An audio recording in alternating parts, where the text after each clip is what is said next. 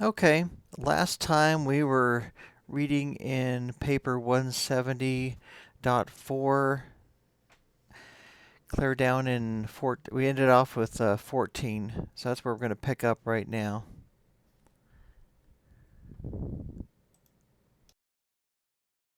This world has never seriously or sincerely or honestly tried out these dynamic ideas and divine ideals of Jesus' doctrine of the kingdom of heaven. But you should not become discouraged by the apparently slow progress of the kingdom idea on Urantia.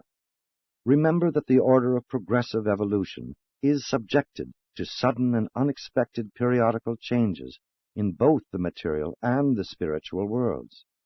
The bestowal of Jesus as an incarnated Son was just such a strange and unexpected event in the spiritual life of the world. Neither make the fatal mistake in looking for the age manifestation of the kingdom of failing to effect its establishment within your own souls. Okay, real quick. So they're talking about the progress that is on this planet. It seems slow, and it seems like nothing's really happening. That's because we live mortal lives. We live lives that are just a blink of an eye in comparison to God's plan. However, it does specifically say be careful not to make the fatal mistake of looking for something in the future when you can change something now, including within your own souls.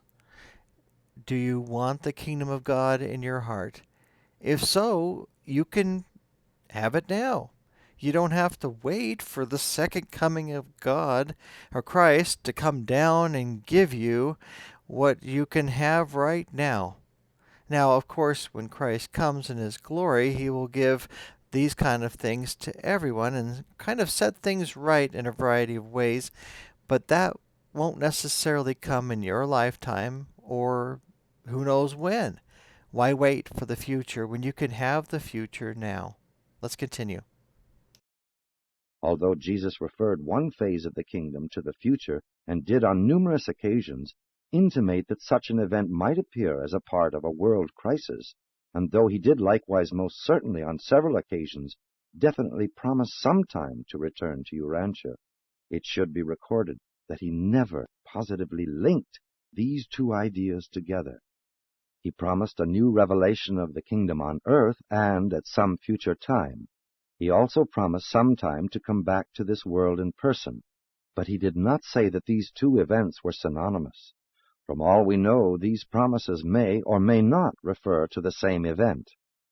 His So, the second coming of Christ is not necessarily linked to the world going to heck in a handbasket and then he comes down to save us. That's not what he said. And that's what they're trying to in this book attempt to help you understand that they're not linked necessarily. Now, of course, Christ will come back when it's needed and not before. In the meantime, we can move forward with his promises that he's there with us. And this will continue on throughout this paper to discuss what that is. apostles and disciples most certainly linked these two teachings together. When the kingdom failed to materialize as they had expected, recalling the Master's teaching concerning a future kingdom and remembering his promise to come again, they jumped to the conclusion that these promises referred to an identical event, and therefore they lived in hope of his immediate second coming to establish the kingdom in its fullness and with power and glory. And so have successive believing generations lived on earth, entertaining the same inspiring but disappointing hope. I like the way they say that. This entertaining, the same inspiring but disappointing hope. Because if it doesn't happen in your lifetime, you're disappointed. But that doesn't mean you can't have Christ in your life now. His kingdom in your heart, in your soul, as it was intended. That it was a spiritual affirmation of the kingdom in every person's soul. Let's continue on and talk about those things, the later ideas of the kingdom. 5. Later Ideas of the Kingdom.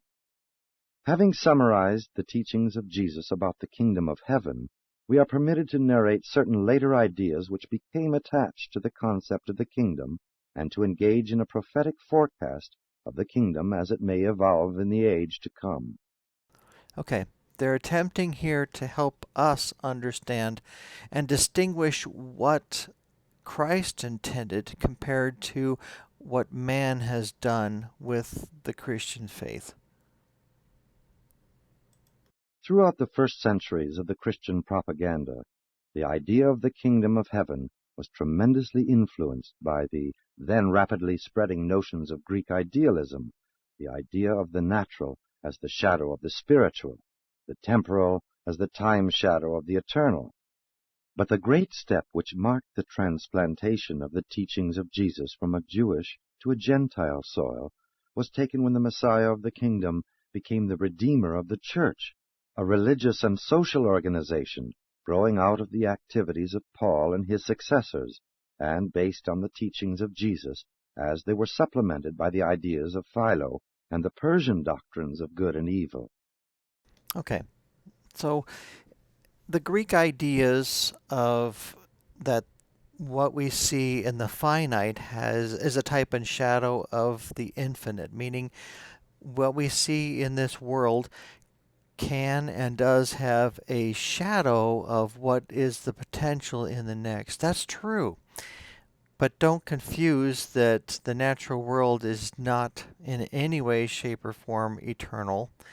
But some of the things that are imbued in this life do have eternal expression beyond, or at least helps you understand eternal principles just from their outgrowth in your life.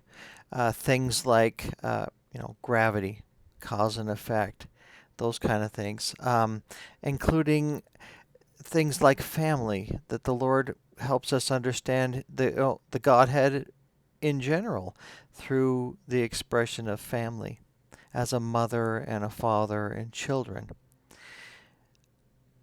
So they took some of these ideas that they were from other religions, other ideas, and rolled them into the church because it helped their narrative that Christ was the redeemer of the church, that Christ redeemed those that belong to the Christian church, forgetting that Christ redeems all from the fall. Christ redeems all of us if we accept his will in our lives.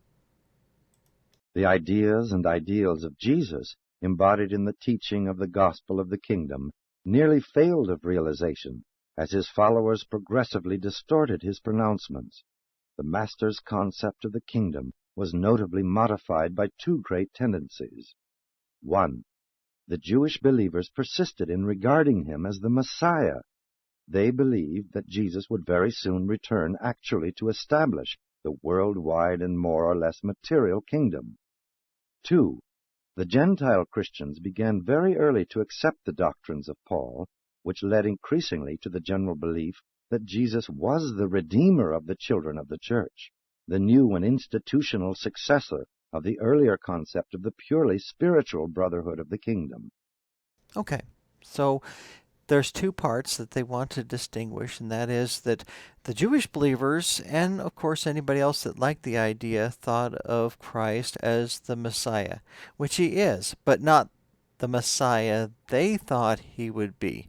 That's the difference here, is that he was not going to be the Messiah as they dreamed him to be, and they found that out the hard way when they stood against Rome in AD 70, and as Christ had foretold, they were basically wiped out, and not one stone sat upon another of what was the temple.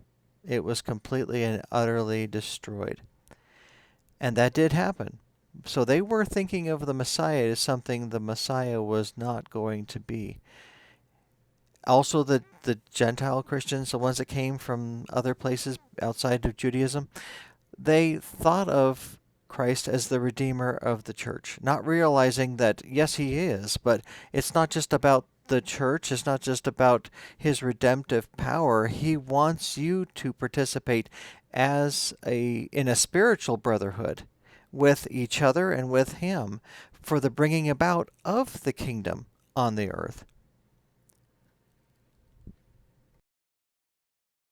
The church as a social outgrowth of the kingdom would have been wholly natural and even desirable. The evil of the church was not its existence, but rather that it almost completely supplanted the Jesus concept of the kingdom. Paul's institutionalized church became a virtual substitute for the kingdom of heaven, which Jesus had proclaimed. But doubt not, this same kingdom of heaven which the Master taught exists within the heart of the believer, will yet be proclaimed to this Christian church, even as to all other religions, races, and nations on earth, even to every individual. So, as you can see, the kingdom of heaven is proclaimed to each individual. We do this in our missionary work. We do this in our lives. We express to others our belief in Christ and how he has changed us spiritually. That's what the kingdom is all about.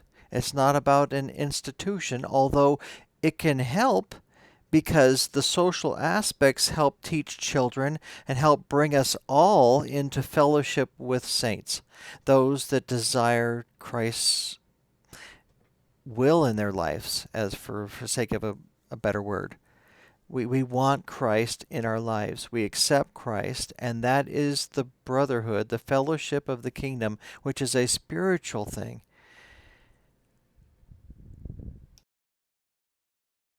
The kingdom of Jesus' teaching, this spiritual idea of individual righteousness and the concept of man's divine fellowship with God, became gradually submerged into the mystic conception of the person of Jesus as the Redeemer Creator and spiritual head of a socialized religious community. In this way, a formal and institutional church became the substitute for the individually spirit-led brotherhood of the kingdom. The church was an inevitable and useful social result of Jesus' life and teachings. The tragedy consisted in the fact that this social reaction to the teachings of the kingdom so fully displaced the spiritual concept of the real kingdom as Jesus taught and lived it. The kingdom to the Jews was the Israelite community. To the Gentiles it became the Christian church. To Jesus, the kingdom was the sum of those individuals who had confessed their faith in the fatherhood of God, thereby declaring their wholehearted dedication to the doing of the will of God, thus becoming members of the spiritual brotherhood of man. Okay, so once again, the church became a social result of Christ's life, which was expected to be that. But at the same time, it attempted to take away all authority except in and of itself, meaning you weren't saved unless you were saved in a church. You weren't uh, sufficient to be taught the gospel unless you accepted a church. So it institutionalized every aspect of what Christ was trying to do, which was, as it says here, declaring their wholehearted dedication, our wholehearted dedication to doing the will of God, our Father in heaven, and thus becoming members of that spiritual brotherhood. We become members of that spiritual brotherhood when we choose to accept the will of God in our lives and seek for it and pursue that as the most important thing for our lives. And that's really how it works. The Master fully realized that certain social results would appear in the world as a consequence of the spread of the gospel of the kingdom, but he intended that all such desirable social manifestations should appear as unconscious and inevitable outgrowths or natural fruits of this inner personal experience of individual believers, this purely spiritual fellowship and communion with the divine Spirit, which indwells and activates all such believers. Okay, we'll finish up here, but keep in mind this little phrase right in here where it says he intended that all these social manifestations, i.e., churches, organizations, all these charities, these things you see out there, they become a outward expression or a natural fruit of our desire to be in communion and fellowship with Christ. Because we are saved in him, because we accept him and his will, he calls us to go, to be his hands and feet. And when we do this, these things become churches grow, institutions grow, charities become something more. They grow because of our desire to serve. So we'll leave it right there for today. Thank you.